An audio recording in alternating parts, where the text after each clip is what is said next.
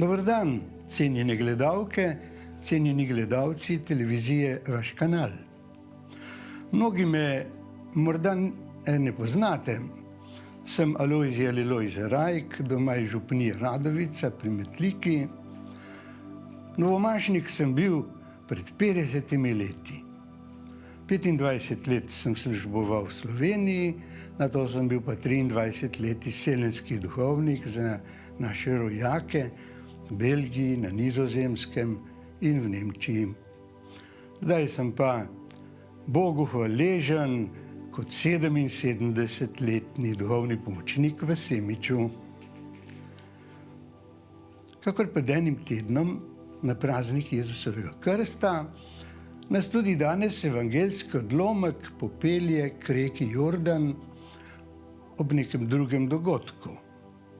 Janez Krstnik dvema svojima učencema pokaže mimoidočega Jezusa, ki ga poimenuje z jagnje Božje. Molče se odpravite za tem mimoidočim. On se obrne in spregovori prvi. Zanimivo, to so v Janezovem evangeliju prav prve Jezusove besede, ki jih omenja. V njih ni nobene zahteve, nobenega naročila, ampak to je preprosto vprašanje, kaj iščeta. Jezus želi vedeti, kaj jo privlači, kakšne so njune želje. Da bi rada bila ob njem, da bi ga spoznala. Tudi ona dva postavita preprosto vprašanje. Rabi, učenik, kje stanuješ? Pridita in poglejta, jima Jezus reče. In tisti dan sta ostala pri njem.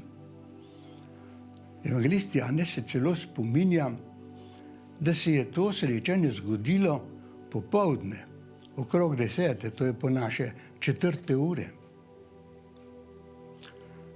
Zdaj pa se preselimo v naš, v tvoj, v moj danes, kakor naj bi storili ob vsakem poslušanju Božje besede. Tudi nam vsem učenik postavlja vprašanje, kaj iščete. Vsi mi smo ljudje, ki iščemo. Naše srce nemirno in vztrajno išče tisto, kar bi v polnosti uresničilo smisel našega življenja. Pa si zastavimo ob tem nekaj vprašanj v smislu, v čem jaz vidim smisel svojega življenja. Ali je to moje delo, moja zaposlitev?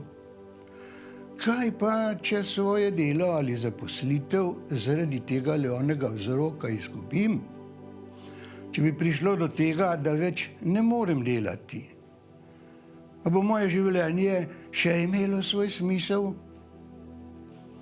Želimo biti slavni, cenjeni, želimo prejemati priznanja strani drugih, to, da bi nekaj pomenili. Ampak ljudje so spremenljivi.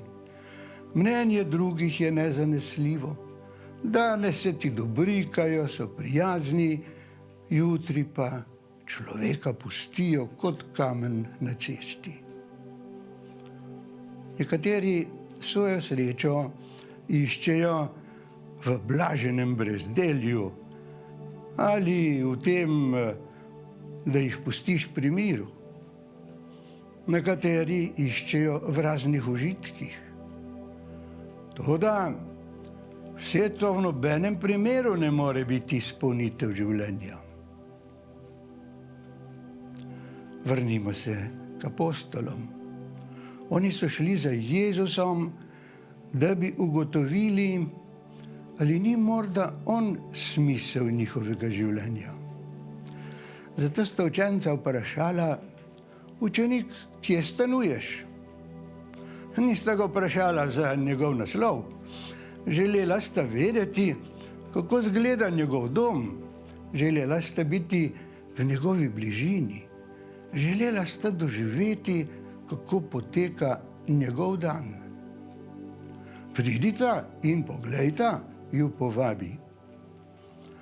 Šla sta in ostala pri njem. Pri Jezusu sta našla, kar sta iskala. In prav v tem je zajet smisel našega življenja.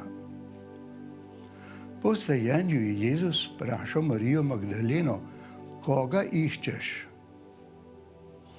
Iskanje se ne konča pri stvarih, konča se pri osebi. Našega življenja ne napolni kakšen nekaj, izpolni ga edino nekdo. In tale nekdo je Jezus. Kdor je našel njega, je našel srečno, večno življenje, je našel polnost življenja. Zato sta apostola navdušeno vzkliknila, našli smo Mesija, našla sva to, kar željno in vztrajno iščeva z vsem svojim bitjem. Kaj torej iščeš? Moja želja in moje voščilo danes je, da bi vsak od nas na svoj dom, v svoje življenje ponesel to vprašanje. To je in naj ostane temeljno vprašanje našega življenja. Judovski rabin Naftali si je nekega večera sprehajal ob robu gozda. Srečal je človeka, ki je nadziral imetje bogatega lastnika. Vprašal ga je, kdo je tisti, zaradi kogar si tukaj? Mož je pojasnil, zakaj in za koga se tam nahaja. Pa je vprašal rabina, in ti, rabi, za koga si ti tukaj? Vprašanje je rabina zadelo v srce kakor puščica. S težavo je povedal, do sedaj pravzaprav za nikogar. Nekaj časa sta nadaljevala pot drug ob drugem. Končno je rabin vprašal, bi ti hotel biti moj služabnik? Zelo rad, je odgovoril mož. Toda, kaj naj bi počel? Nič drugega, večkrat me boš vprašal, za koga in zakaj živiš, je rekel rabin. To je danes tudi glavno Jezusovo vprašanje meni, tebi, vam. Na to vprašanje si poskušajmo odgovoriti čisto osebno. Tega namesto nas ne more storiti prav nihče drug. Rabi, kje stanuješ? Danes in vse dni ostanimo pri njem, pri Jezusu. Tako naj bo ob vsaki uri našega življenja. Amen. Vsem vam, dragi gledalci, dragi gledalke, želim blagoslovljeno nedeljo in ves teden in seveda zdravje v tem in naslednjih tednih. Bog vas živi.